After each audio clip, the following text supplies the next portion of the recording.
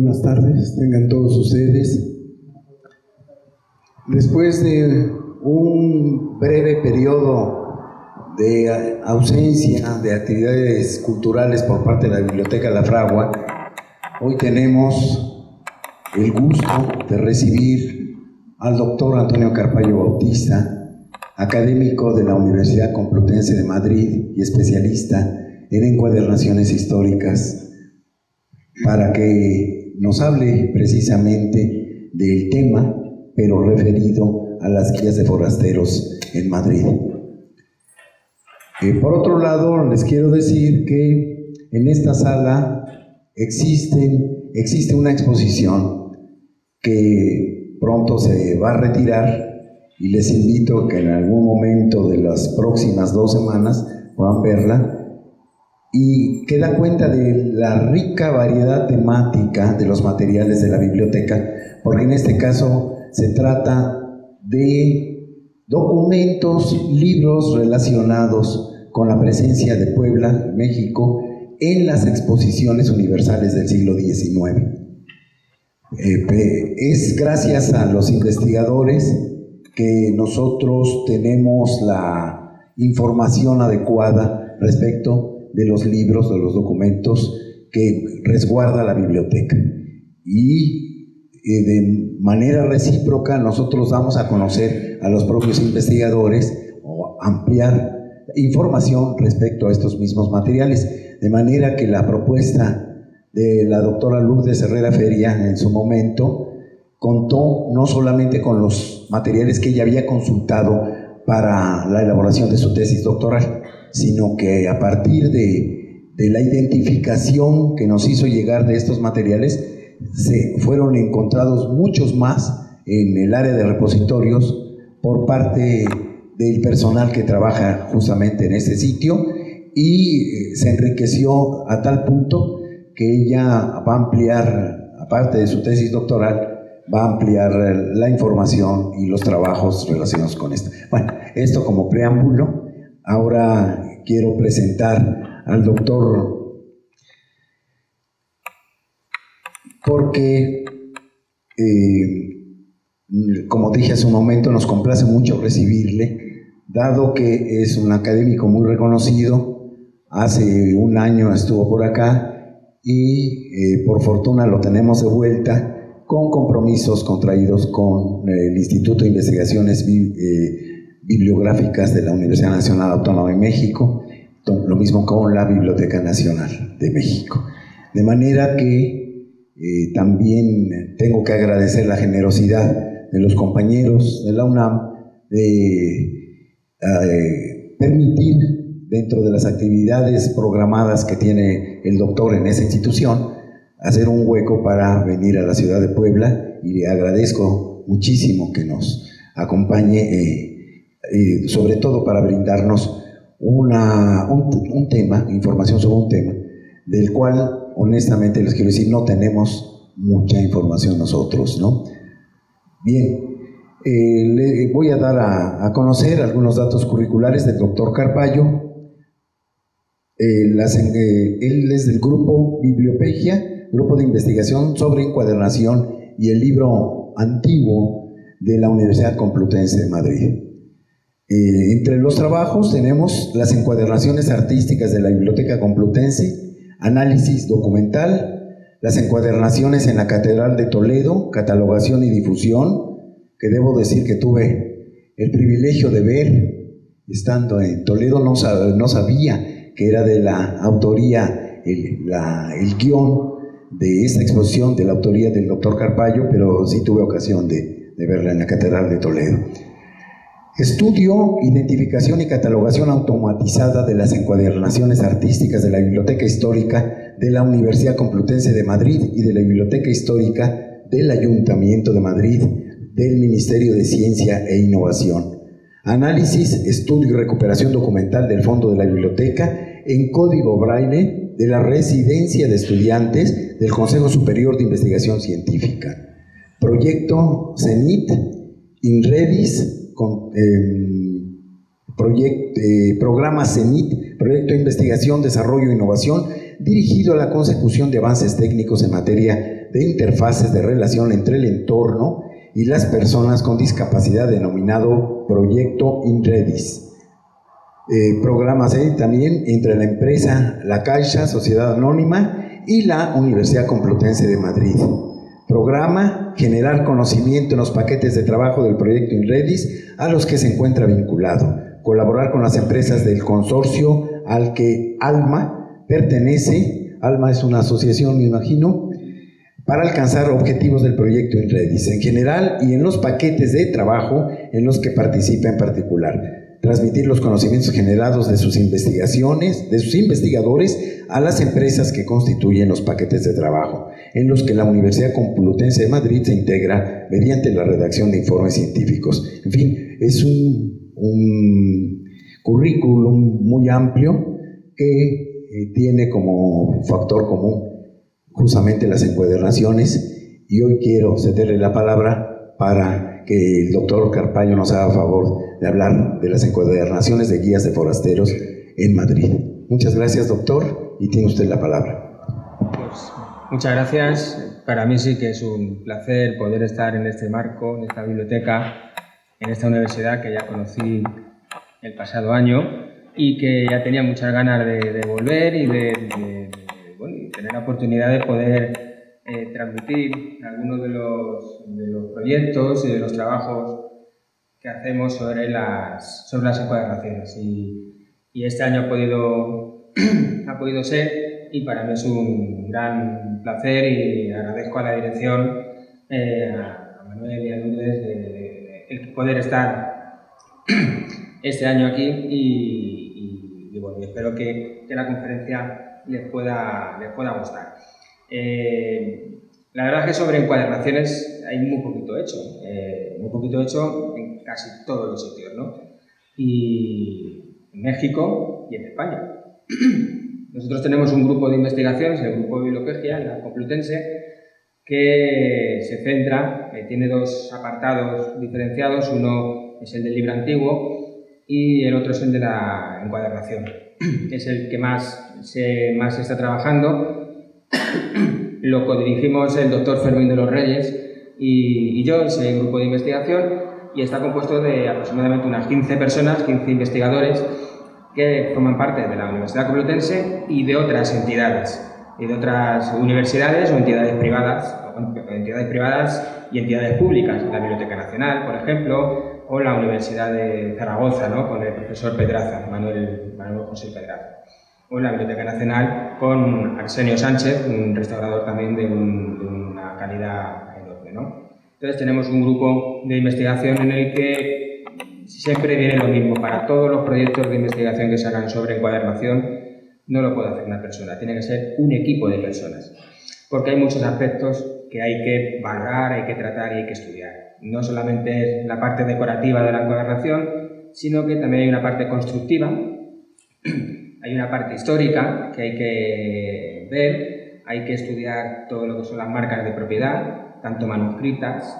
impresas, ex libris, super libris, que puedan aparecer, marcas del librero, que nos van a indicar el camino que ha recorrido esa obra.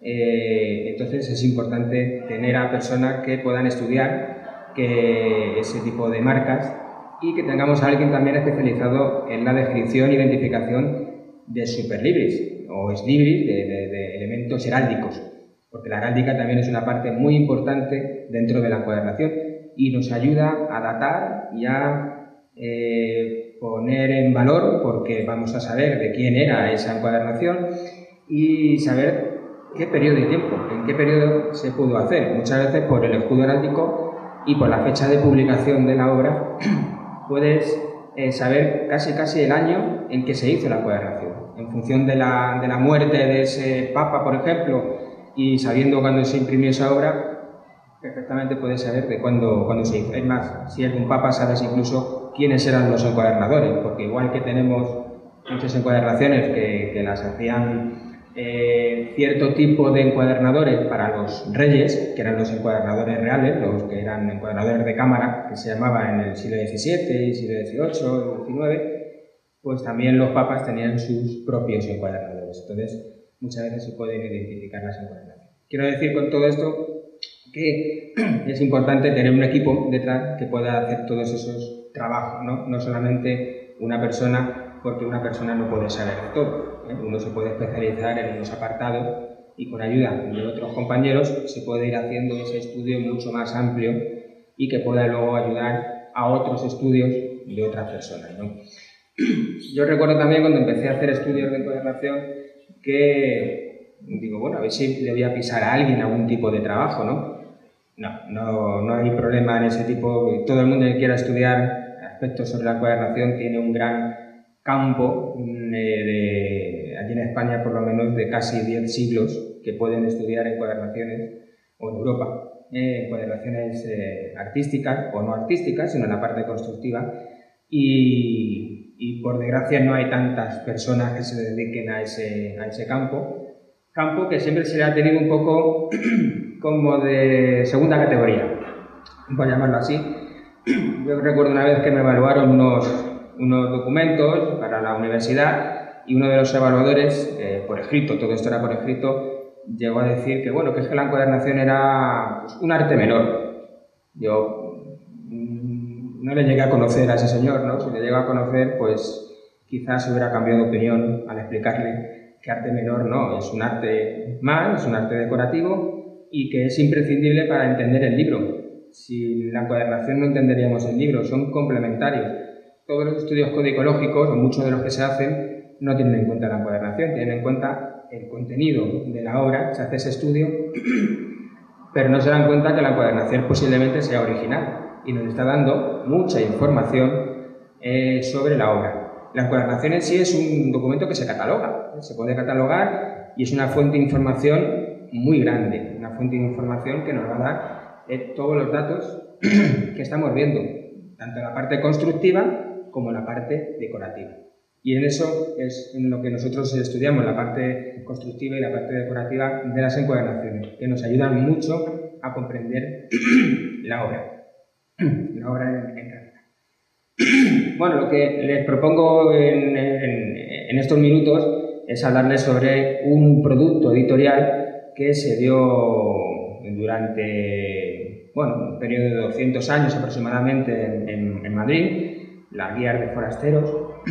Empezaron aproximadamente sobre 1722 y acabaron en 1935. Tenemos un periodo de entre 3 siglos, unos 200 años aproximadamente, en el que se crearon ese producto editorial, en el que hemos hecho un estudio de las guías de forasteros de la Real Academia de la Historia, en concreto. Lo hemos ampliado para la conferencia, porque dentro de la obra que se va a publicar también tenemos que tener una parte histórica y comparativa con encuadernaciones similares que hay en otras bibliotecas, pero solamente de las guías de forasteros de Madrid. Un producto editorial muy curioso y que tampoco hay muchos estudios que se hayan realizado. Ahora hablaremos de algunos de esos estudios, pero poca cosa. Sobre las guías. Sobre las encuadernaciones de guías, todavía estamos peor. Hay 3 o 4 artículos muy cortitos sobre algún tipo en concreto, algún estilo decorativo, algún grupo de encuadernaciones de guías de forasteros, pero nada más. No hay un estudio completo donde se vea desde las encuadernaciones artísticas de mediados del siglo XVIII hasta las de ya finales del siglo XIX, que eran las artísticas, porque luego ya empezaron a tener ya encuadernaciones muy de tipo industrial, sin ninguna importancia decorativa ni constructiva, porque todas ya se hacían de forma industrial, ¿no? Con la revolución industrial y toda esa gran maquinaria que se creó ya en el siglo XIX, pues empezaron a crear muchas encuadernaciones de esa forma, ¿no? Bueno, pues yo creo que lo primero es explicar qué es una guía de forasteros, indicar que pues es una publicación periódica que se hace de manera anual, que contiene un calendario gregoriano con un santoral de cada día y datos astronómicos, así como datos estadísticos de matrimonios, nacimientos y fallecimientos de las parroquias de Madrid. y un resumen de los enfermos, son cosas muy curiosas, ¿no?, que aparecían en esas guías, estadísticas de los matrimonios, nacimientos y fallecimientos de la parroquia de Madrid y un resumen de los enfermos de los hospitales. También otra sección de estas guías nos hablaba sobre los días en que la corte se vestía de gala y los días en que también tenían en funcionamiento la estafeta de correos. No la tenían todos los días, sino cuando los días que funcionaba, ¿no? Y también aparecía una relación de los caballeros del Toisón de Oro. También incluye los valores de las monedas españolas y sus valores de cambio con las más importantes de Europa.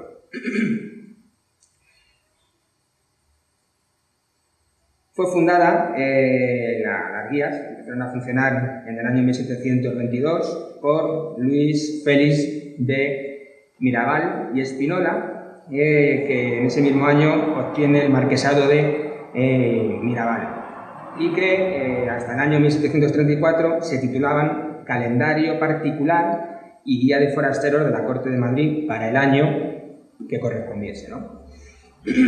Este personaje, el marqués de Mirabal, ostentó los cargos de embajador en los Estados Generales de Holanda y de presidente del Consejo de Castilla. Y bueno, podemos suponer que por el desarrollo de sus funciones en otros países y la cercanía al monarca, tal vez conocieran los almanaques reales, que es la versión anterior que existía en Francia de las guías de forasteros, que son en las que se basan seguramente en las guías de forasteros en el modelo para crearse en España, y que este personaje, que fue el que las creó, las guías de forasteros, posiblemente supiera de esa existencia de esos almanaques, de esas guías en Francia, e hiciera una copia o copiara el modelo de estructura de esa información para trasladarla a la corte española.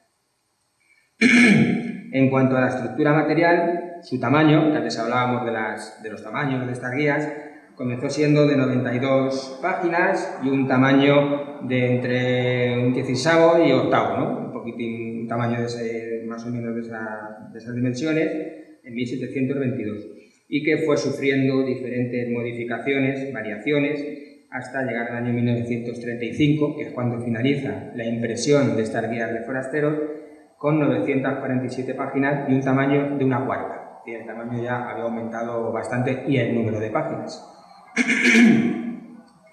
A partir de 1725, el impresor de la guía será Juan Sanz, cuñado de una persona muy ilustre también en la encuadernación española, Antonio de Sancha, muy conocido, tanto su hijo Gabriel y su nieto Indalecio.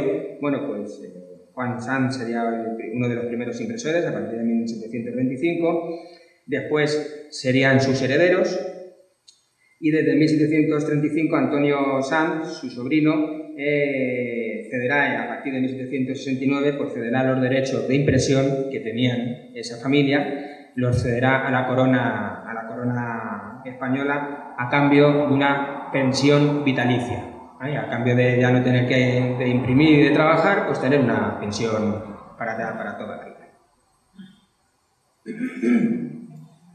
En 1735 cambia el título de particular, como ya hemos dicho, de calendario particular, cambia el título por calendario manual y guía de forasteros de la Corte de Madrid. Título que se mantendrá hasta el año 1817, en que también va a cambiar la grafía, porque hasta ese momento aparecía con la K de kilo y a partir de 1817-1818 va a aparecer ya con la C de Cáceres, ¿no?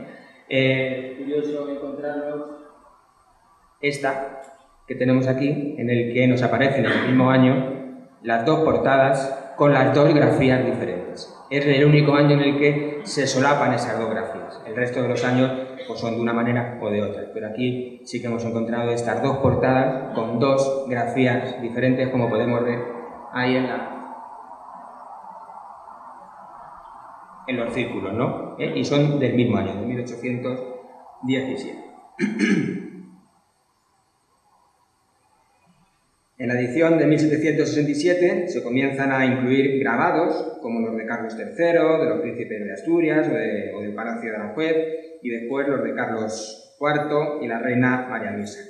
Para que en el siglo ya XIX se incluyen los de Fernando VII, los de su hija, la joven reina Isabel II. Asimismo, también llegarán a incluirse en las guías de forasteros mapas de España y planos de Madrid y de otros lugares realizados por Tomás López y sus hijos. Y podemos ver algunos de esos mapas que se van a empezar a incluir ya a partir de esos años, de 1767. Siempre se le van a ir incluyendo informaciones novedosas. Y aquí ya las podemos ver, incluso algunas son en blanco y negro, otras ya van con color, que también es otro añadido más para que se puedan ver mejor esas presentaciones, ¿no? Aquí tenemos algunos más de planos de Madrid. Antes hemos visto algunos mapas, estos son planos.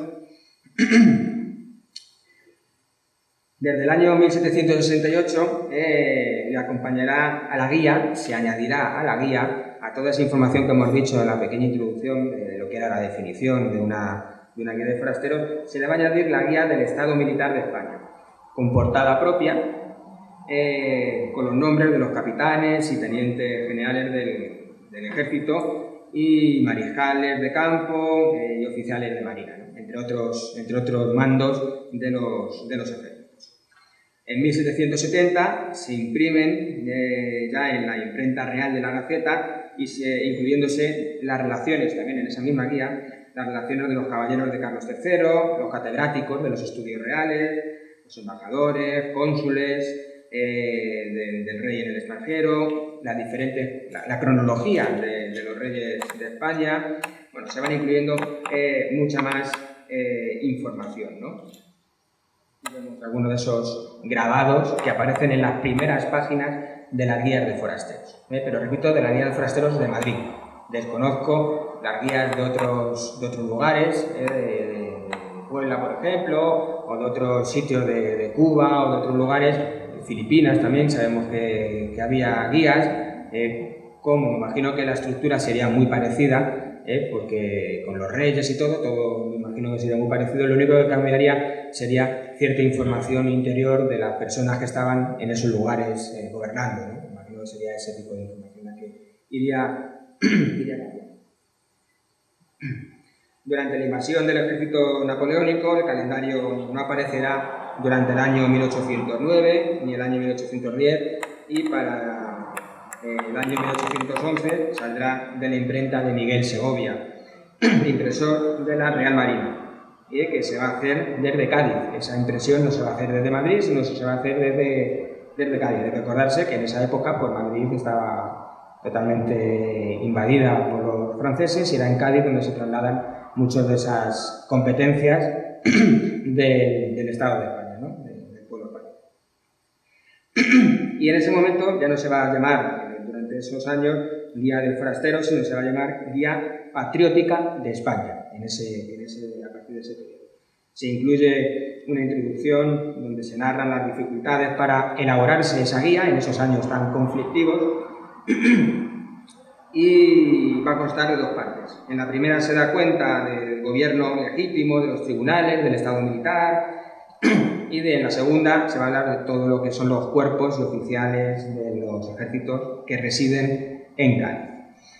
A partir de 1812 y 1813 la guía se va a titular Guía Política de las Españas. También se va a seguir imprimiendo en Cádiz, y esta vez ya por la viuda de un impresor llamado Comis, y también por la imprenta nacional. Se van a incluir también efemérides de acontecimientos que ha habido durante la época de la conquista de los franceses, de la invasión de los franceses. Pues ciertos acontecimientos también se van a incluir en esa guía, ¿no? Para recordar lo que sucedía.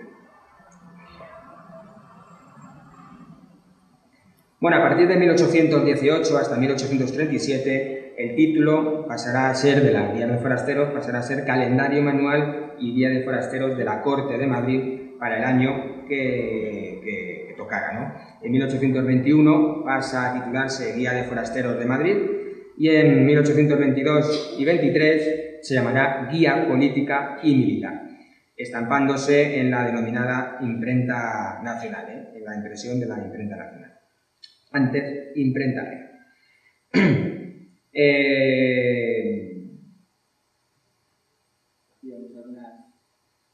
Algunas guías más, algunas portadas de esas encuadernaciones de esa guía de 1838.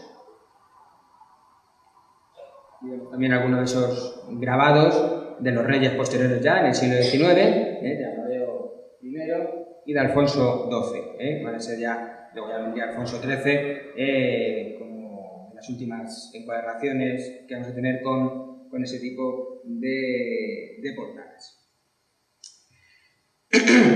Desde 1838 a 1872 es la Guía de Forasteros de Madrid para el año que tocara, donde se incluyen los grabados, como hemos visto antes, de María Cristina y su hija Isabel, o del rey, como tenemos ahí en la pantalla, Amadeo I. Y en esa guía se da cuenta de una nueva organización del Estado liberal que se va a tener en España, que se está creando en sustitución del antiguo régimen, ¿no?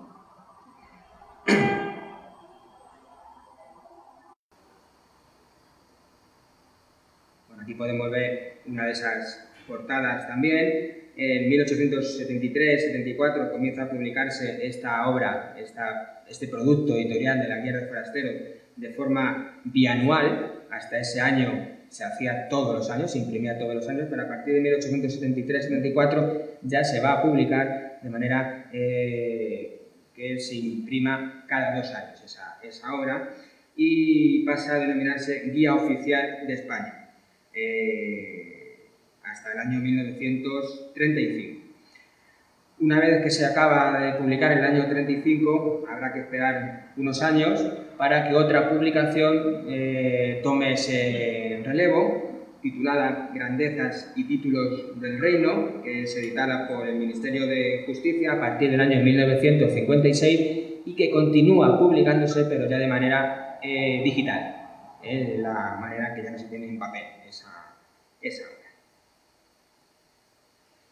En definitiva, se trata de una guía completísima de la administración del Estado, del antiguo régimen, con las indicaciones de sus órganos ejecutivos y consultivos, consejos reales, instituciones científicas, académicas, todas las entidades que se van creando durante el siglo XVIII, entre ellas la propia Real Biblioteca Pública, ahora mismo Biblioteca Nacional de España, y de las Reales Academias. También se incluían el nombre de los arzobispos, de los obispos y de los territorios de América, todas las composiciones de los tribunales, tanto de chancillerías y audiencias. Bueno, es una obra bastante completa de lo que era en ese momento toda la parte administrativa y jurídica que había en ese país. En cuanto a la repercusión social, tuvo gran éxito. Existieron guías para todos los bolsillos, realmente, y que todo el mundo podía adquirir una guía, unas con estampas y encuadernadas para los más pudientes, y otras sin estampas, en rústica o en papel de baja calidad, para la clase baja, ¿no? También.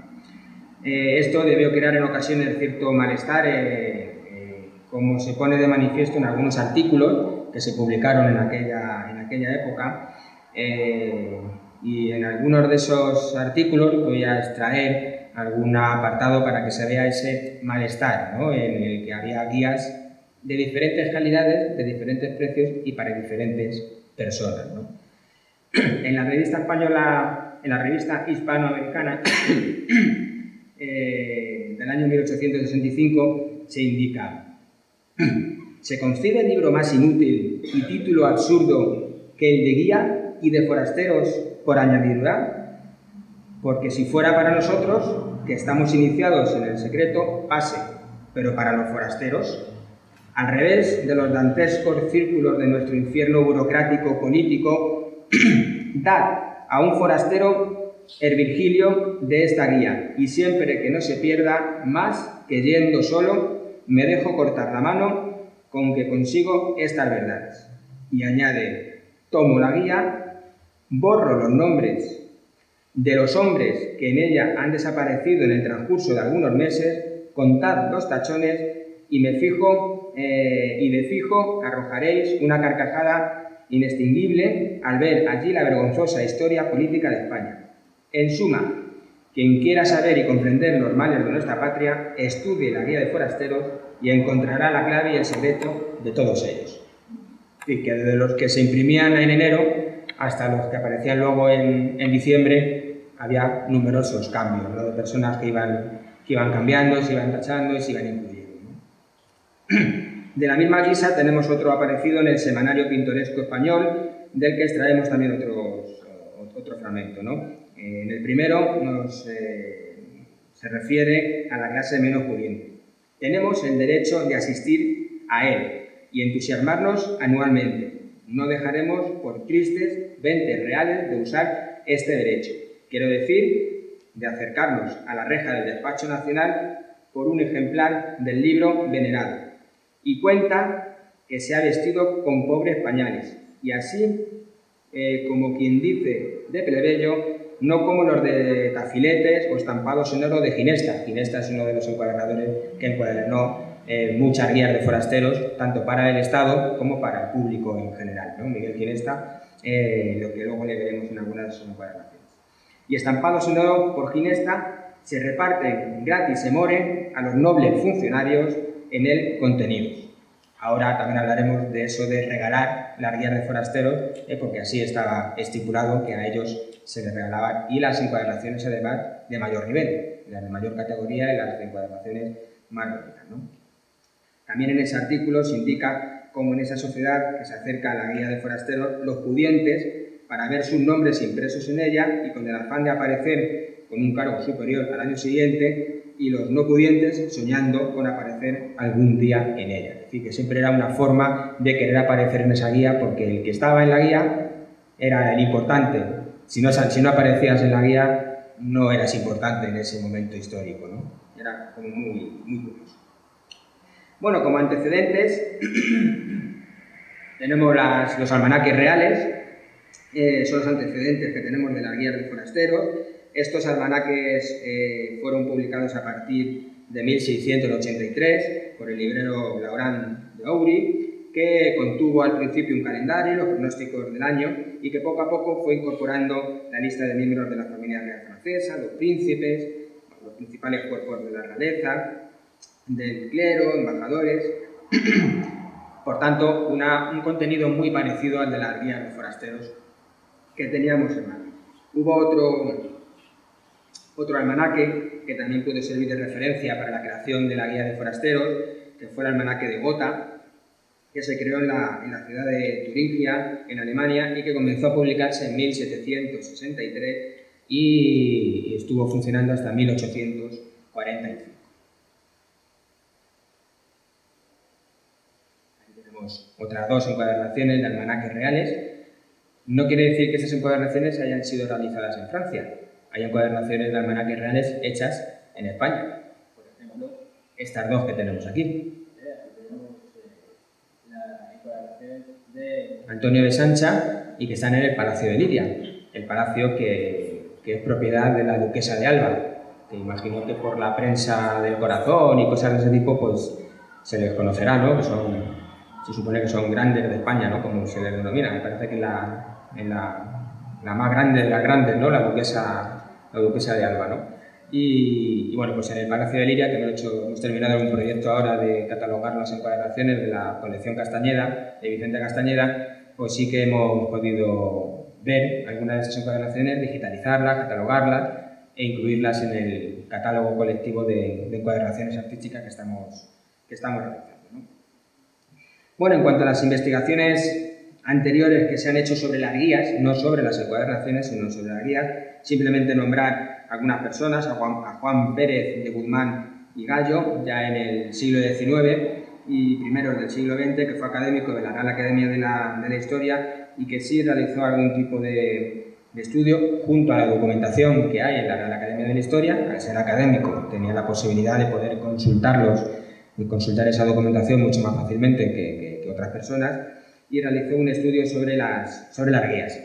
Decir que es uno de los lugares, la Real Academia de la Historia, que tiene la colección más completa de guías de forasteros de Madrid que existen, ¿no? Junto con Palacio Real y también una parte en la Biblioteca Nacional. Otro de los investigadores fue Francisco Aguilar Piñal, que se ocupó solamente sobre las guías de forasteros del siglo XVIII, desde el periodo de 1722, de la primera, hasta el año 1799 o 1800. Hay que decir que las primeras guías no estaban muy decoradas, realmente eran encuadernaciones en rústica o en pergamino, es decir, encuadernaciones muy de batalla, no estaban nada decoradas y también tenían un cosido muy sencillo, no eran encuadernaciones nada destacable desde el punto de vista decorativo de la encuadernación. Otros dos personajes que simplemente quiero nombrar, a Carmen Lafuente, que basándose en algunos de los artículos o de los estudios de Pérez Guzmán, pues también trabajó las guías de forasteros que hay en la Biblioteca Histórica del Ayuntamiento de Madrid, y también Carmen Manso, ella no trabajó tanto la guía, sino los mapas que hemos visto hace un momento. Esos mapas y planos, pues ha hecho un estudio de cómo iban cambiando esos lugares y esos mapas, ¿no? La evolución de esos contenidos.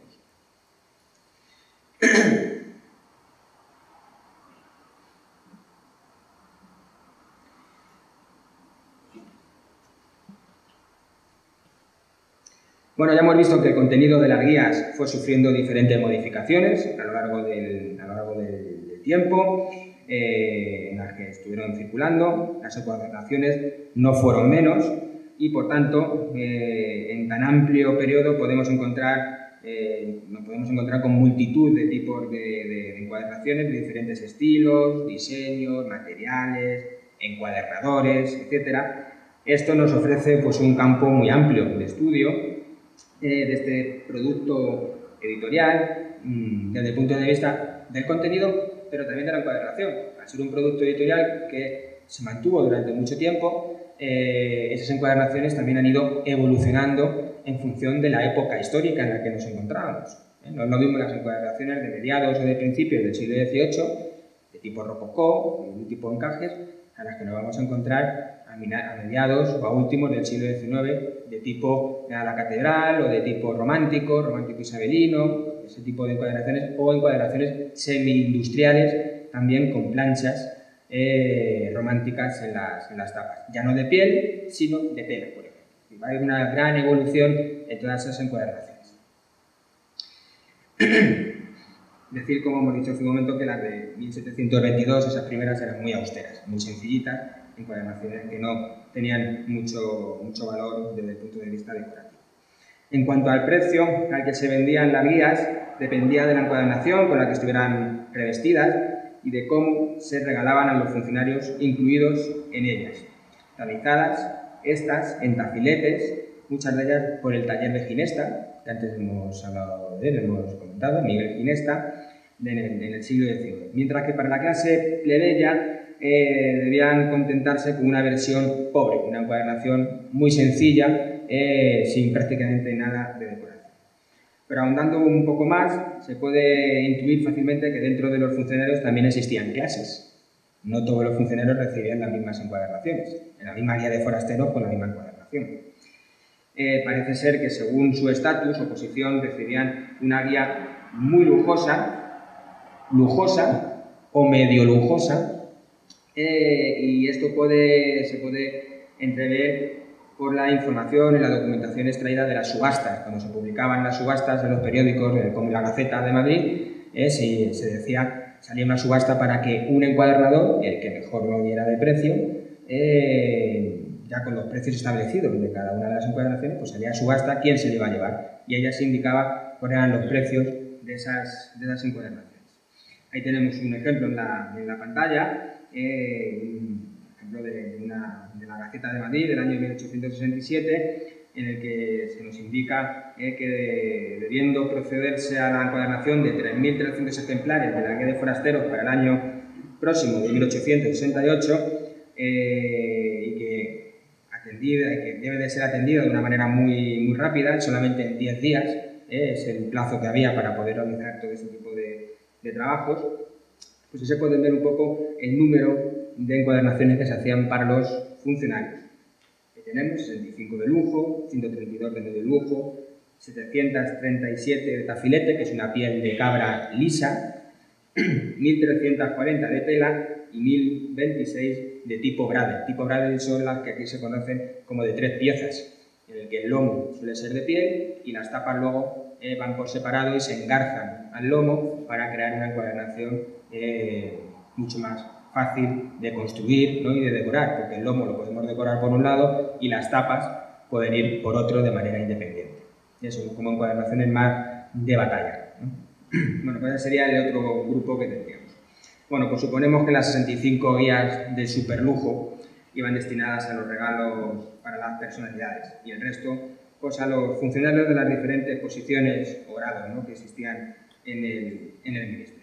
También cualquier persona podía hacerse con una guía y elegir el tipo de encuadernación en función de su posición económica o social. Es decir, que las guías podían comprarlas y podían ir al encuadernador y decirle: quiero una encuadernación para esta guía. ¿Cuál encuadernación? Y las encuadernaciones ya las tenían hechas. Como eran siempre del mismo tamaño, eran encuadernaciones, eran libros del mismo volumen, de las mismas dimensiones, los encuadernadores ya tenían hechas las guías, perdón, las encuadernaciones, pero las tenían hechas de un año para otro. Es decir, te puedes encontrar una encuadernación de una guía que no se hizo el proceso para ese año 1850, a lo mejor estaba hecha desde el año 1847, porque lo que hacían era añadir el año en el espacio del lomo. Y simplemente añadían y tú elegías la encuadernación, o de lujo, de sublujo, o de tela, en función de tus posibilidades económicas que tenías en ese momento. Son curiosidades que uno no piensa cómo pueden estar esas encuadernaciones, porque luego te las encuentras iguales en diferentes bibliotecas, y es por esa razón, porque se hacían de manera en serie, por llamarlo de alguna manera, y se tenían guardadas y se iban luego utilizando, ¿no?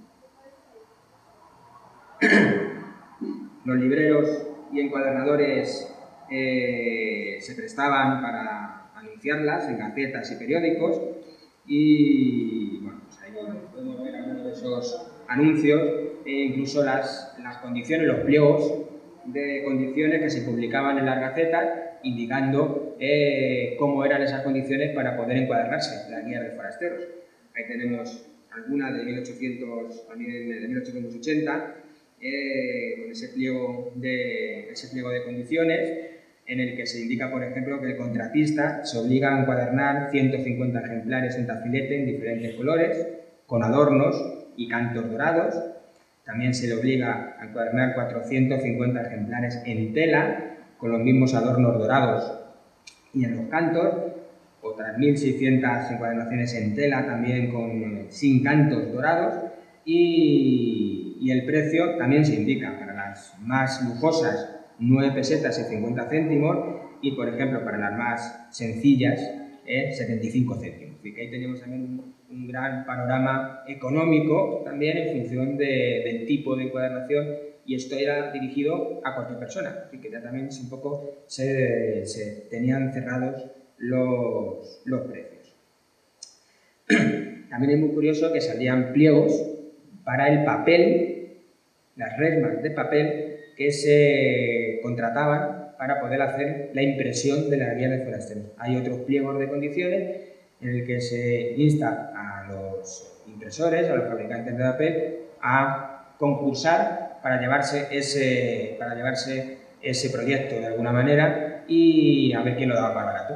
Entonces, también hay un pliego de condiciones en el que se obliga pues, a entregar 209 resmas de papel y 25 de papel fino. Esas serán las dedicadas para las encuadernaciones de superlujo, con un papel de muy buena calidad. No era lo mismo el papel de las buenas que el papel de las encuadernaciones de los plebeyos, ¿no? Que era un papel de peor calidad, ¿no? Bueno, pues también teníamos ese tipo de información que se ha podido extraer para poder estudiar cómo eran las encuadernaciones de las guías de forasteros, ¿no? Bueno, ¿dónde nos encontramos estas guías de Madrid? Bueno, pues las encontramos principalmente en la Biblioteca Nacional, donde hay una colección, la colección Rico y Sinovas, una colección de encuadernaciones, solo de encuadernaciones, no hay libro, no hay guía, solo son las tapas. Entonces ahí se ha podido estudiar la encuadernación de diferentes estilos decorativos de guías de forasteros. Hay aproximadamente hay unas 1100 y pico tapas. De ellas hay un grupo que son de guías de forasteros, del siglo XIX principalmente. También hay algunos otros ejemplares en el servicio de dibujo y grabados, o también en radios y manuscritos. Otro lugar muy importante es la Real Biblioteca, la Biblioteca Real del Patrimonio Nacional, la Biblioteca Histórica Municipal, que también hemos comentado algo de ella, la Biblioteca Nacional Galdiano, el Ministerio de Asuntos Exteriores, el Banco de España también tiene un grupo de encuadernaciones de guías de forasteros, el Congreso de los Diputados y el Senado, es decir, las dos bibliotecas de las Cortes Generales también tienen un fondo importante de guías de forasteros, y sobre todo la Real Academia de la Historia, de donde nosotros hemos hecho el estudio, que supongo que el año que viene, en 2015, se podrá ya salir a la luz, y que es el producto de un proyecto de investigación que está ahora mismo en vigor para la catalogación automatizada de las encuadernaciones de la Real Academia de la Historia, un proyecto financiado por el Ministerio de Ciencia e Innovación en España, un proyecto de I+D, de investigación y desarrollo, y en el que, aparte de la guía de forasteros, se han estudiado otro tipo de encuadernaciones, las encuadernaciones medievales, las encuadernaciones del XIX, las encuadernaciones de Emilio Burgaya, un gran encuadernador español de Barcelona del siglo XX, y que también hay un grupo de unas 50 y pico encuadernaciones, también se ha hecho ese estudio. Es un proyecto de investigación donde se han catalogado todas esas encuadernaciones, incluido el estudio de las guías de forasteros.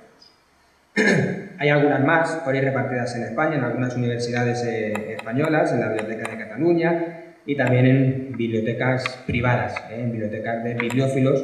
Hay algunos que son, entre comillas, fanáticos de las guías de forasteros y compran muchas guías de forasteros de diferentes épocas, de diferentes años, y la verdad es que tienen colecciones bastante importantes. Sobre bibliografía o estudios que se han hecho sobre las encuadernaciones de guías de forasteros hay muy poquito. Javier Docampo hizo algo sobre las encuadernaciones en el taller de Sancha, pero de encuadernaciones pintadas, dibujadas, nada de impresas con oro ni con planchas de ese tipo, sino que iban pintadas, veremos alguna de ellas. También Javier Blas Benito, que habló sobre el encuadernador Pascual Carsí Vidal, que era uno de los encuadernadores de cámara importantes de primero del siglo XIX, y que una de sus especialidades era las encuadernaciones de guías de forasteros. También tenemos a Luis Crespi de Valduria, que hablaba sobre las encuadernaciones fernandinas, es decir, las encuadernaciones ya románticas, de un periodo ya más tardío, o también María Victoria Alberola, que nos hablaba sobre alguna de las encuadernaciones de guías de forasteros que había en la Real Academia de la Historia, pero simplemente muy por encima. Bueno, pasamos a ver esas encuadernaciones artísticas que vamos a tener dentro de las guías de forasteros. Antes hablábamos de que las encuadernaciones las teníamos desde 1722. Bueno, pues tenemos que centrarnos en ese periodo para ver esas primeras encuadernaciones un poquito más tarde, a partir de 1760, una cosa así, nos empezamos a encontrar ya encuadernaciones artísticas ya bellamente decoradas y por encuadernadores de renombre de esa época.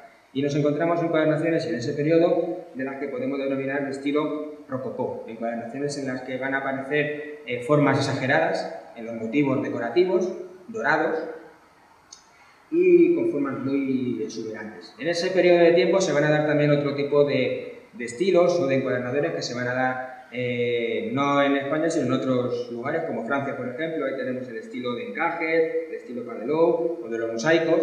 Veremos luego alguna de esas encuadernaciones también de mosaicos y de cuáles son esas técnicas que podríamos tener a la hora de elaborar esas encuadernaciones, ¿no? En cuanto a los encuadernadores importantes, Antonio y Gabriel de Sancha eran quizás los más importantes en ese periodo de tiempo, y luego ya en otros países, no para las guías, sino para los almanaques reales, por ejemplo, que hemos visto antes en Francia, pues tendremos ahí a Padelot, a Dubusson, a Lemonnier, ya en Francia, ¿no?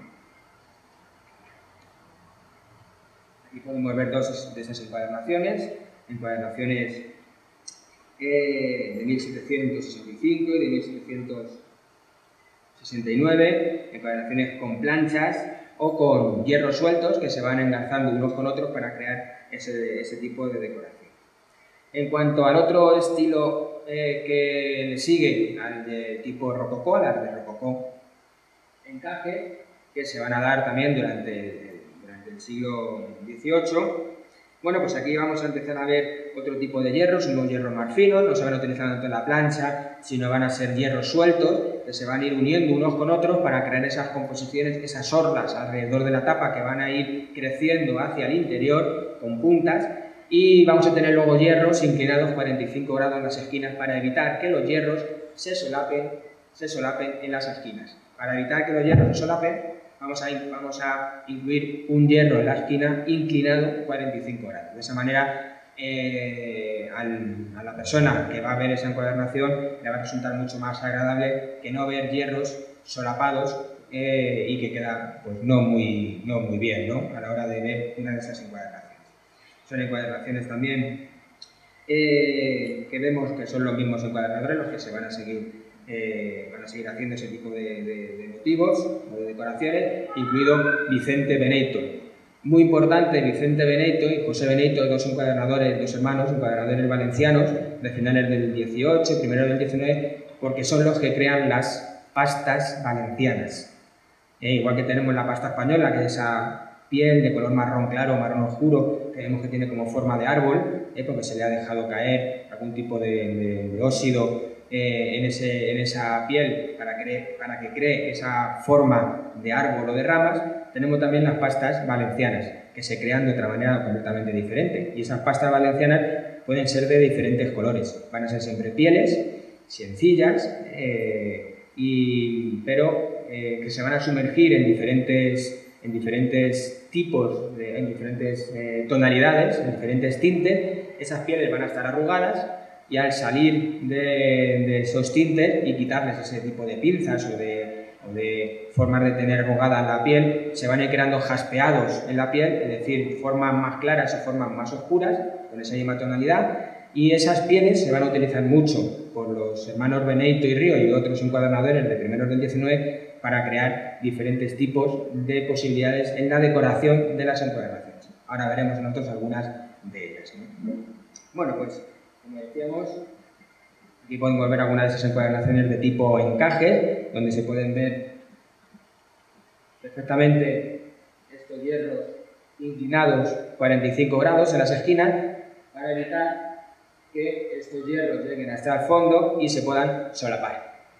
Esa era la idea que teníamos con ese tipo de encuadernaciones de encaje. Bueno, llegamos a otro estilo mucho más modesto, el estilo neoclásico, que se va a crear realmente por eso, porque los encuadernadores de la época ya estaban cansados, igual que los milófilos y los clientes, de encuadernaciones tan recargadas, tan exuberantes, con tanto oro, y querían encuadernaciones mucho más sencillas, encuadernaciones con simplemente alguna rueda alrededor y nada más, ¿no? Encuadernaciones mucho más, para la vista, mucho más también elegantes, ¿no? No cansaba tanto con tanto oro, ¿no? Bueno, pues tenemos ahí también encuadernadores que se van a identificar perfectamente por los hierros que utilizaban, los hierros que se van a utilizar en el lomo y los hierros, las ruedas que van a utilizar para la decoración de las tapas. Había ya hierros que identificaban a los encuadernadores. En esta época es verdad que ya muchas encuadernaciones vienen firmadas, con etiquetas en las guardas o con la firma del propio encuadernador, con el componedor, con las letras de la firma del encuadernador grabada en el lomo o también en la guarda, en la parte inferior, ¿no? en los contracantos. Pero también muchas veces no vienen firmadas y se identifican por los hierros que se utilizaban, ¿no? Podemos identificar incluso dentro de una familia de quién era la encuadernación, si era de Antonio de Sancha, de Gabriel o de Indalecio, en función también de esos hierros que se iban a utilizar. Aquí podemos ver algunas de esas encuadernaciones muy sencillas, encuadernaciones, como vemos ahí, de Tomás Cobo, un encuadernador importante ya de bien entrado del siglo XIX. Hay que indicar que esos encuadernadores ya del segundo tercio del siglo XIX son encuadernadores que tienen el utillaje de los encuadernadores anteriores, es decir, de los Sancha, de Antonio Suárez, de toda esta gente que muere y van cediendo o van vendiendo todo su tillaje, todo su taller, todos sus hierros a otros encuadernadores. Eso es importante conocerlo, saber la fecha en que mueren los encuadernadores, porque tú puedes datar con una encuadernación que ves una plancha y dices, esta es de Ginesta. Bueno, hay que mirar el año, porque Ginesta a lo mejor estaba muerto. ¿Quién es el que compra ese taller? Y esa documentación pues se va sabiendo y luego te vas dando cuenta, comparando los hierros que son similares de talleres y otros que no son similares, te vas dando cuenta, vas creando ese corpus de hierros de los diferentes encuadernadores, lo que facilita la identificación de las encuadernaciones aunque no vengan firmadas. Es un trabajo también bastante importante de realizar porque ayuda a entender quiénes eran los que realizaban esas encuadernaciones con nombre y apellidos. Aquí tenemos algunas más, de Santiago Martín y de Antonio Suárez, encuadernadores muy importantes. Bueno, son dos encuadernaciones neoclásicas también. Llegamos a otro grupo, que son las de tipo imperio, que son una evolución de las neoclásicas, es decir, se van a utilizar las mismas ruedas alrededor de la tapa, pero se les va a incluir, para intentar no solapar esas ruedas en las esquinas, se va a incluir un cuadrado en las esquinas, con algún elemento decorativo en su interior. Son las de tipo imperio, que se van a dar en un periodo de tiempo muy corto, entre 1804 y 1814, justo con la época napoleónica, ¿no? En ella nos vamos a encontrar encuadernaciones también variantes, las de tipo Vocerian, que esas no se van a dar tanto en España ni en la Guía de Forasteros, pero son unos hermanos franceses que van a tener unas encuadernaciones muy características, y las de tipo Cortina, que sí va a ser un estilo español y que sí va a decorar mucho encuadernaciones de guías de forasteros. Aprovechando del estilo Vocerian, el jueves 4 de la semana que viene, el jueves 4 de septiembre, inauguramos una exposición de encuadernaciones artísticas en la Biblioteca Nacional, con una jornada desde las 10 de la mañana hasta más o menos la 1 y pico de la tarde, en el que uno se puede inscribir, es gratuito, se inscribe por teléfono y puede asistir tanto a las conferencias, a la presentación del proyecto de catalogación y luego a la inauguración de la exposición. Lo decía porque dentro de esa selección que se ha hecho de encuadernaciones hay una encuadernación de los hermanos Vocerian, una encuadernación de tipo imperio con la firma de los hermanos Vocerian.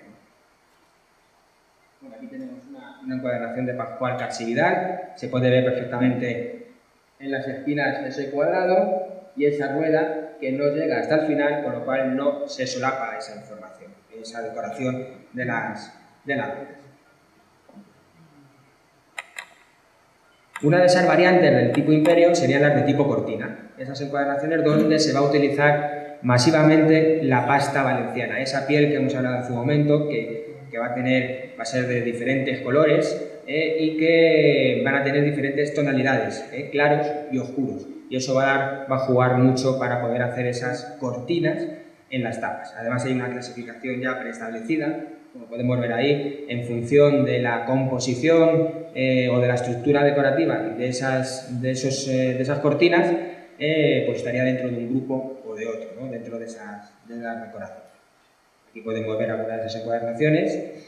Hay que pensar que no el encuadernador no llegaba con las ruedas y los hierros y se ponía a hacer la encuadernación. Ahí detrás un trabajo de diseño muy grande, con plantillas, con bocetos, estudiando cómo se van a estampar cada uno de esos hierros, y además hay que jugar después con los trocitos de piel de diferentes tonalidades para crear esas composiciones, y que no es un trabajo menor. Yo creo que es un trabajo bastante importante y que había que valorar en aquel momento y pagar. El que lo quería tenía que pagarlo, porque eran muchas horas de trabajo de esas encuadernaciones. Son obras de arte, desde mi punto de vista, por lo menos, ¿no? Bueno, pues ahí tenemos algunas de esas encuadernaciones. Otra más que tenemos aquí, con esa decoración de cortina.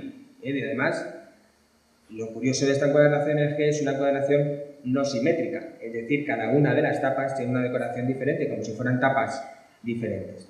Lo fácil, entre comillas, sería tener la misma decoración en las dos tapas, porque utilizarían la misma plantilla.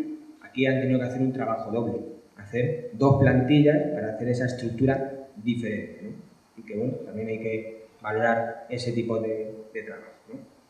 Bueno, llegaríamos a las encuadernaciones románticas. Estas se van a dar ya bien entrado, del siglo XIX, son de origen alemán, y dentro de ellas vamos a tener 2 posibilidades. Las encuadernaciones que llamaríamos nosotros las de rocallas, esas planchas con formas de florales y vegetales, con círculos, que llamaríamos isabelinas, y en Francia se le llamaría Luis Felipe, y también tendríamos el otro apartado dentro de la romántica, que serían las encuadernaciones a la catedral, que se van a crear con planchas, con formas de rosetones y balaustradas, que aparecen siempre en las catedrales góticas, ¿no?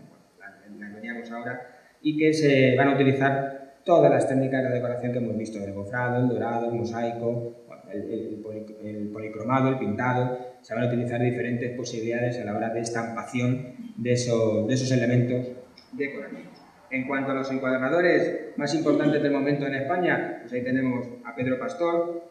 Por curiosidad, Pedro Pastor hereda el taller de Santiago Martín, que también hemos visto alguna encuadernación de esa persona. Santiago Martín muere en 1828 y también compra este personaje, Pedro Pastor, parte del taller del encuadernador Antonio Suárez, que muere en 1836.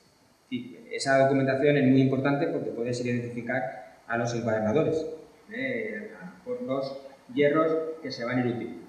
Aquí podemos ver algunos de esos hierros, unas plantillas de hierros pequeños, hierros no son planchas, son hierros de tipo romántico, se van a utilizar para la decoración de pequeñas encuadernaciones. En la siguiente transparencia podemos ver planchas, ya no se van a utilizar hierros sueltos, sino que van a ser planchas para la decoración de la tapa o parte de la tapa, tanto con la técnica del dorado como del gofrado, es decir, la estampación en seco, sin oro, sería la definición, ¿no? Aquí podemos ver que dentro de estas encuadernaciones de tipo de planchas, de las románticas, también podríamos tener una clasificación, planchas rectangulares, que están completamente cuajadas, están llenas, el interior es abundante en decoración, no se dejan espacios libres, y aquí vemos estas 2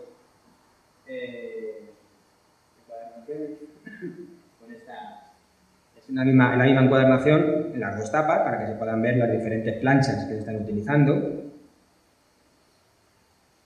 Aquí tenemos otras 2 encuadernaciones que podríamos decir, bueno, es la misma. No es la misma, no es la misma plancha, son diferentes planchas con pequeñas modificaciones. Era otro truco que hacían los encuadernadores de aquel momento. Para que nos hagamos una idea, había un grupo de encuadernadores, los grandes, los 5 o 6 encuadernadores, de estos que hemos estado hablando. Luego había otro grupo, como de segunda división, que para hacer buenos trabajos copiaban o imitaban hierros de los de la primera división, pero no eran iguales, eran con pequeñas modificaciones. Hierros que imitaban, pero no eran similares, no eran iguales, tenían pequeñas variantes, ¿no? Y entre las planchas también nos puede pasar eso, ¿no? Aquí tenemos alguna encuadernación de Tomás Cobo y aquí de Miguel Ginesta. Son también de años parecidos, de 1834 a 1840, pero tiene esas pequeñas variantes. Pero son planchas muy parecidas. Pero esas pequeñas diferencias nos hacen saber de qué encuadernadores eran, para no confundirlas, una plancha y otra.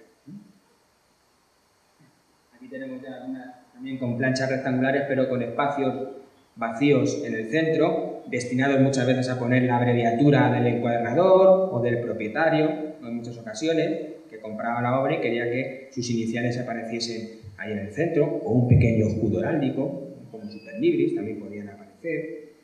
Tenemos también encuadernaciones con planchas en las esquinas. Esto no es una gran plancha, sino que la plancha es esto que tenemos aquí en la esquina. Entonces vamos a utilizar 4 planchas, 2 para arriba y 2 para abajo, para poder estamparlo. Ya son solamente planchas en las esquinas. Esta está realizada por Miguel Ginesta de Haro, el hijo. Miguel Ginesta Clarós era el padre, continúa Miguel Ginesta de Haro y ya finaliza esa tercera generación, Miguel Ginesta Revuelta, unos años más tarde, ¿no? Aquí tenemos alguna otra más. Encuadernaciones muy sencillas. Podríamos decir que no eran encuadernaciones, por lo menos la que tenemos a la izquierda, para los grandes funcionarios o las de regalo para los grandes embajadores o monarcas, sino que eran encuadernaciones más bien de batalla, para los plebeyos, como decíamos antes, pues son encuadernaciones de tela o de papel, semi-industriales, con algún tipo de escudo o anagrama dorado en el centro y con esas planchas gofradas, como podemos ver aquí. Son encuadernaciones semi-industriales. No como esta que tenemos en la derecha, que es una encuadernación artística y que se hacía el proceso en ese momento, ¿no? Aquí con estas planchas también en las esquinas. Aquí tenemos alguna más, con esas decoraciones en el centro, con esta plancha romboidal en la zona central. Se observa la plancha en el centro aproximadamente, de allá atrás, se puede ver, ¿no? Y aquí también tenemos planchas en las esquinas y planchas en las bandas verticales, que hacen como de unión una plancha con otra. Y luego, en muchas ocasiones, con el escudo del rey o del monarca que tocara en ese momento, ¿no? Bueno, también nos encontramos encuadernaciones industriales. Encuadernaciones industriales también bellamente decoradas, con dorados y con gofrados, y que se sabe que son del mismo taller por el tipo de elementos decorativos que utilizaban, aunque la decoración pueda variar. Aquí hemos puesto el ejemplo de dos encuadernaciones, pero en el grupo que hemos estudiado en la Real Academia de la Historia tenemos varias del mismo taller, con la misma decoración en los lomos, con las mismas planchas en las esquinas, pero la plancha central dorada va variando.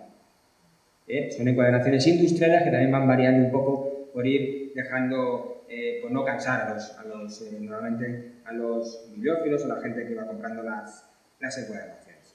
Bueno, el otro grupo que teníamos eran las encuadernaciones en la catedral. Eran encuadernaciones, como decíamos, tener esas planchas en el centro, con esas formas, como decíamos, de elementos góticos, balaustradas y rosetones, grandes rosetones en el centro de la tabla.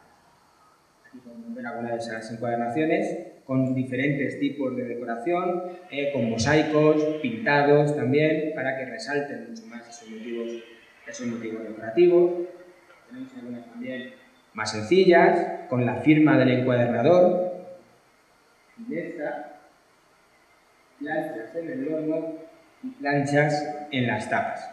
Nos podemos encontrar en los diferentes.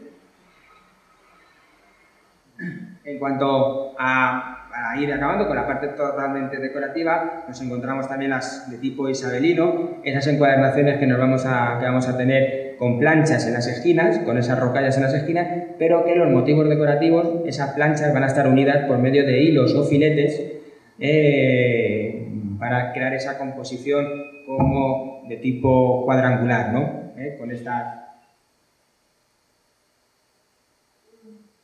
planchas unidas por medio de hilos. Estas encuadernaciones son todas de ginesta, ya tenemos estudiado los hierros y las planchas que se van a utilizar tanto en el lomo como en las tapas, y aunque no vengan firmadas, sabemos de quién son, por los periodos de tiempo incluso sabemos si son del padre, del hijo o del nieto. Aquí tenemos alguna más también, esta sí que viene firmada.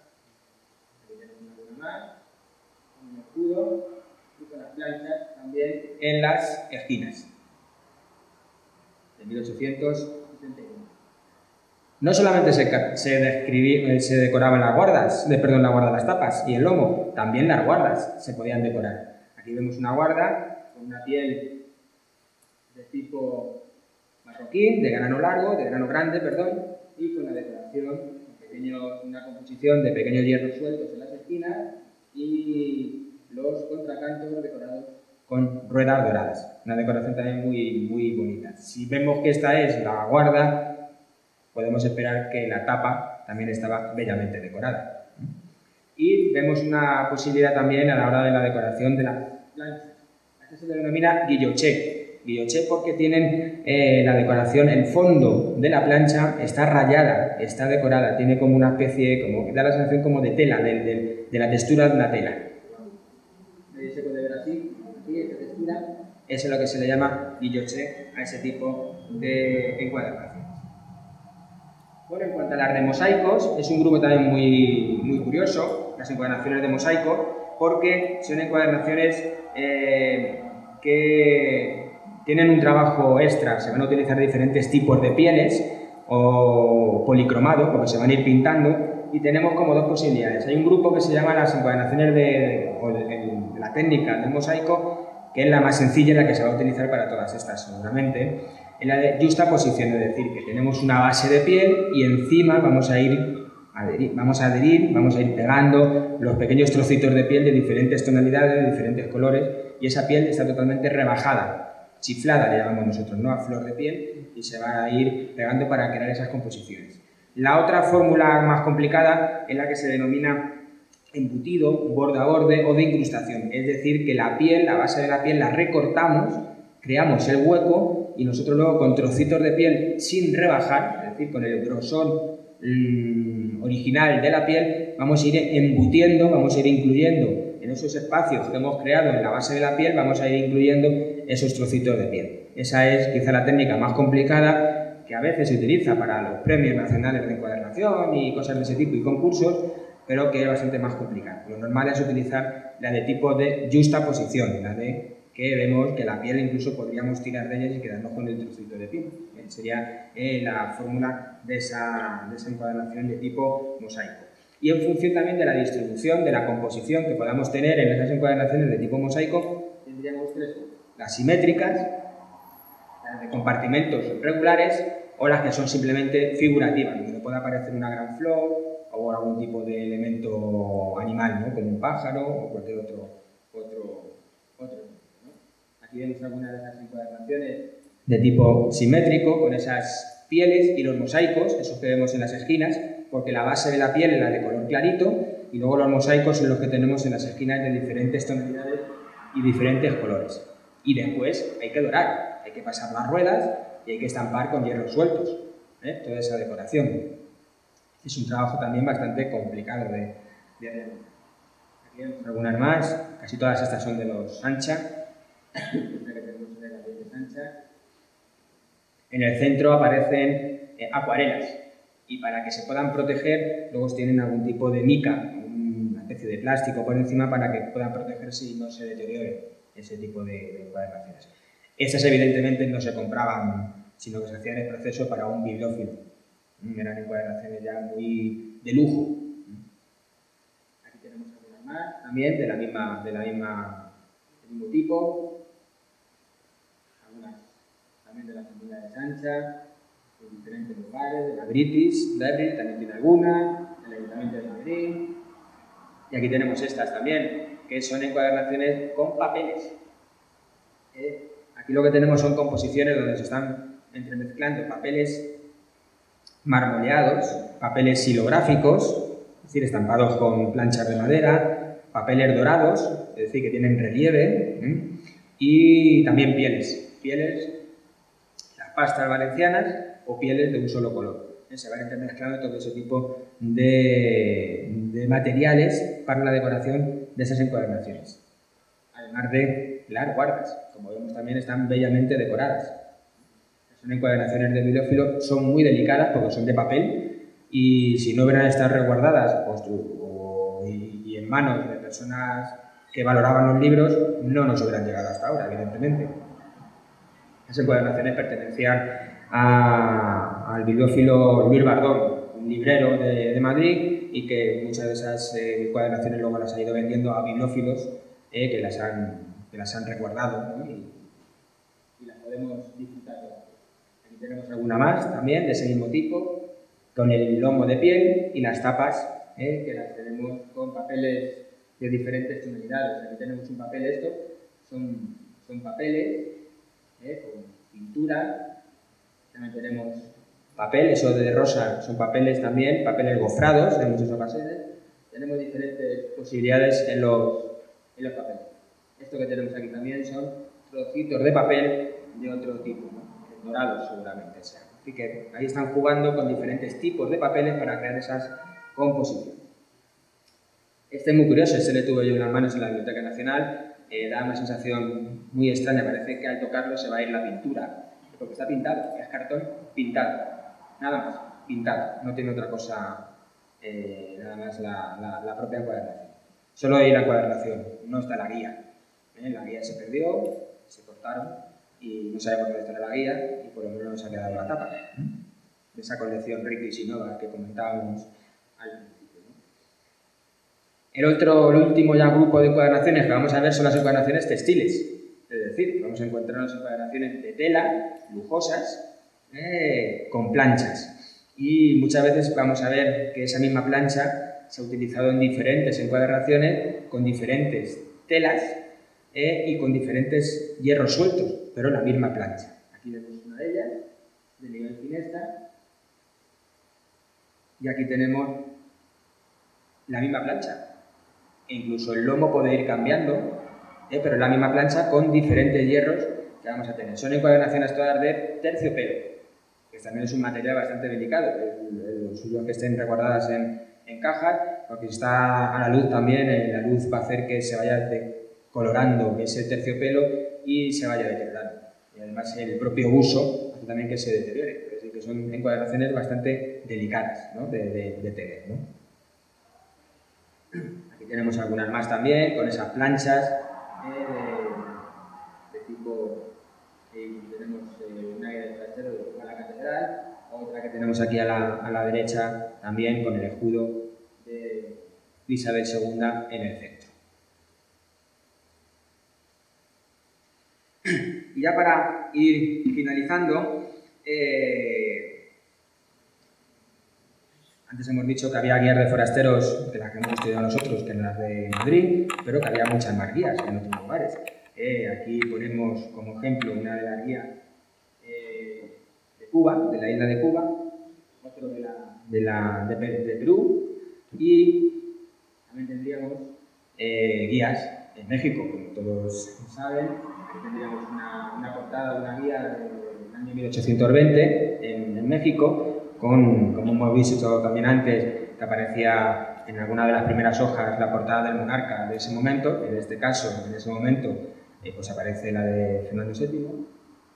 Y luego ya un poco más adelante, ya en 1852, evidentemente las caras de los personajes van a cambiar y también tenemos otra guía de forastero de la Ciudad de México, ya con López de Santa Anna. Y para finalizar, quería como epílogo acabar con la introducción, la pequeña introducción que aparece en la primera guía de forasteros de 1722, ¿no? Como colofón, para que veamos la manera de expresarse y lo que se indicaba en esas primeras páginas de esa guía de forasteros, de la primera guía de forasteros de 1722. Bueno, pues el prólogo de esa guía dice así: al lector, un aficionado a lo más curioso te da algo que advertir en estas pocas hojas que lee. Ellas te participarán el primer régimen del calendario, con parte de las correcciones que ha tenido. Te declararán el cómputo de las edades, te explicarán lo que es año, mes, semana y día. Te señalarán los meses con las fiestas de precepto, inmovibles para este año de 1722. Te advertirán para siempre la altura del Polo de Madrid y de otras ciudades de España.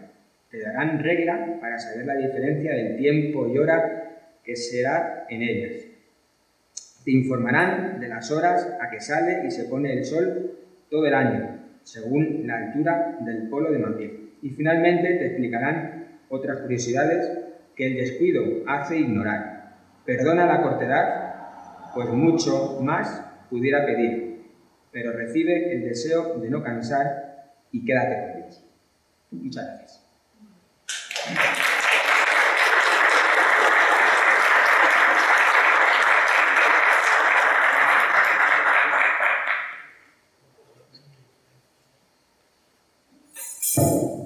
Si hubiera alguna pregunta que dirigirle al doctor Carpallo. ¿Alguien tiene alguna duda, alguna pregunta?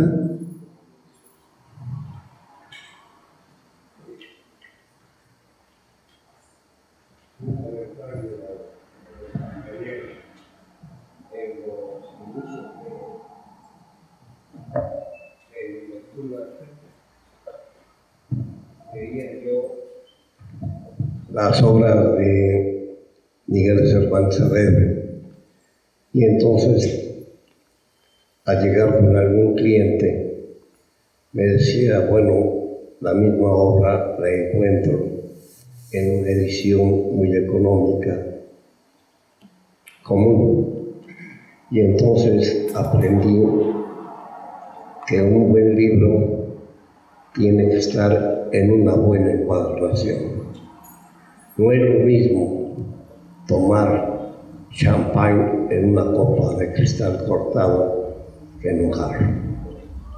Es mi opinión, la dejo para ustedes como referencia. Sí, es así, la encuadernación, lo suyo es que una buena encuadernación recubra un buen libro. Sería lo recomendable. Nos podemos encontrar encuadernaciones de justo lo contrario, muy buenas obras, o que con el paso del tiempo se han constituido en obras imprescindibles porque eran únicas. Estoy ahora mismo acordando del Sinodal de Aguilafuente, la primera obra impresa en España en 1472, que tiene una encuadernación mudéjar que tú la ves y dices, el que la hizo, pues muy bueno no era, y no está muy bien realizada, pero ahora mismo es una obra que no tiene precio. Claro, en aquel momento cuando se hizo la tirada que se hizo en aquel momento y se hacían las encuadernaciones y no se tenía pensado que esa encuadernación y esa obra, después de 5 siglos, solo había haber un ejemplar. Así que bueno, muchas veces también tenemos que pensar en el momento histórico en el que se hace esa encuadernación o esa obra y qué le ponen de recubrimiento. A lo mejor no nos ha llegado a nosotros ya una pieza única. Pues también tenemos que ver ese tipo de aspectos, ¿no? O al revés, encuadernación, o libros muy sencillos y con una... Eso sucede, por ejemplo, en los premios nacionales de encuadernación aquí en España, que te dicen hay que encuadernar tal obra del último premio Cervantes, la edición que tú quieras.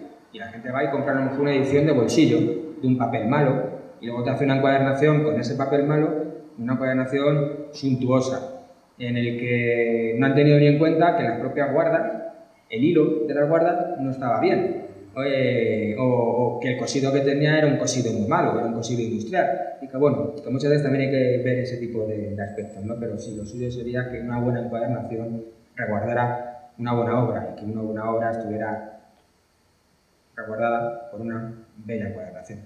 Sería lo conveniente.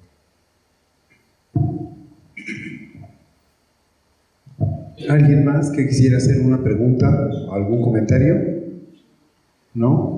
Pues en nombre de la Vicerrectoría de Docencia y de la Biblioteca La Fragua de esta institución, quiero entregarle un reconocimiento al doctor Carpallo, para quien pido un aplauso por su charla.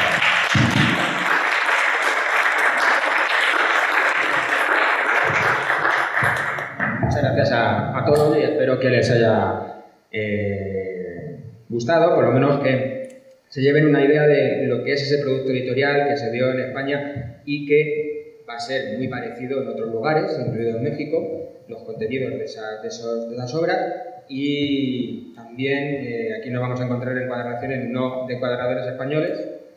Bueno, sí, nos vamos a encontrar encuadernaciones de guías de forasteros, de encuadernadores españoles, pero que las guías de México que nos encontremos aquí ya van a estar realizadas por encuadernadores mexicanos que también firmaban sus encuadernaciones. Me acuerdo ahora mismo de un tal Machuca, que hemos visto ahora en la Biblioteca Nacional, que tiene sus etiquetas en encuadernaciones románticas del siglo XIX, de la mediados del siglo XIX, y que trabajó en México.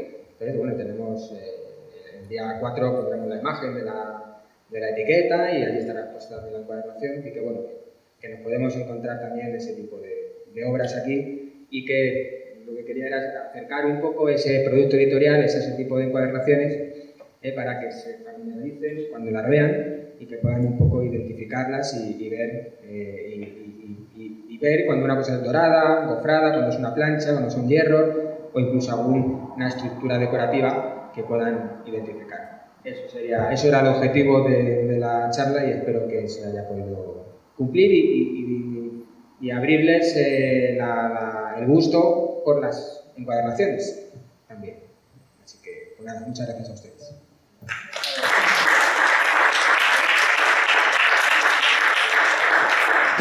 Pues muchísimas gracias, doctor. Y tenemos un pendiente porque él nos ha ofrecido apoyarnos para conseguir la documentación correspondiente a uno de los libros más importantes de la biblioteca, que es la Opera Medicinalia.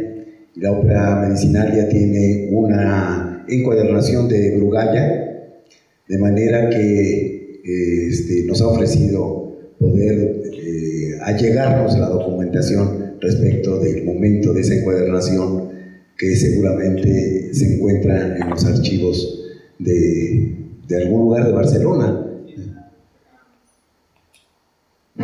De la Biblioteca de Cataluña. Es una encuadernación que se hizo en el año 1940, firmada por Brugalla, y el problema es que en la Biblioteca de Cataluña, Brugalla cuando muere, se queda, Emilio Brugalla, el padre, se queda con el taller el hijo, Santiago Brugalla, y ese hombre, cuando ya se va a jubilar, vende de alguna manera a la Biblioteca de Cataluña, bueno, a la Generalitat de Cataluña, cede ese fondo, ese legado del taller, incluido toda la documentación, facturas, plantillas, y en la Biblioteca de Cataluña, que es la depositaria, que se encuentra toda esa documentación.